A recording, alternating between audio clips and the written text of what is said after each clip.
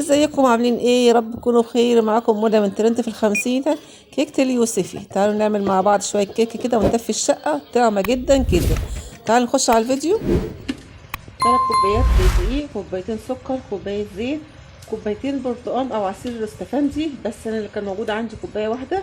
حطيت عليهم كوباية لبن، 3 بيضات، واحدة استفندية سليمة بقشرها، وورقة بيكنج باودر، وفانيليا. نحط رشة ملح ومعلقة خل. هنقول بسم الله الرحمن الرحيم. هحط ال3 بيضات في الخلاط. بص، هنعمل الكيكه في الخلاط، مفيش اسهل ولا اطعم من كده. ممكن تعمليها على ايدك بالمضرب بالويسكي كده، يعني عادي مفيش مشكله، سهله جدا يعني. حط رشه فانيليا على البيض ده. عندي معلقه بس بودر برتقال انا عاملاه في البيت. هحط السكر، هسيبهم يتضربوا مع بعض كده في الخلاط دقيقه كده ولا دقيقتين. حطيت عليهم معلقه خل، وبعدين احط عصير البرتقال.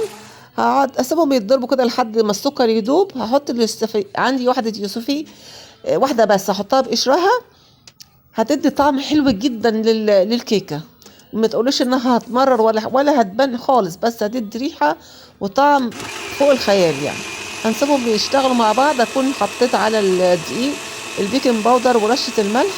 هقلبهم مع بعض واركنهم على جنب عبال ما اخلص الخليط اللي انا بعمله.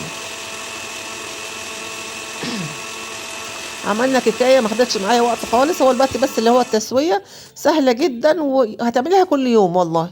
هتحطي كوبايه الزيت واديها ضربه كده بس يتجانس مع بعضه. حطي كوبايه اللبن زي ما قلت لكم. لو عندك عصير برتقال او عصير يوسفي حطي، مش لازم لبن. لو حطيتي لبن مفيش مشكله برضه، طالعه تحفه جدا جدا.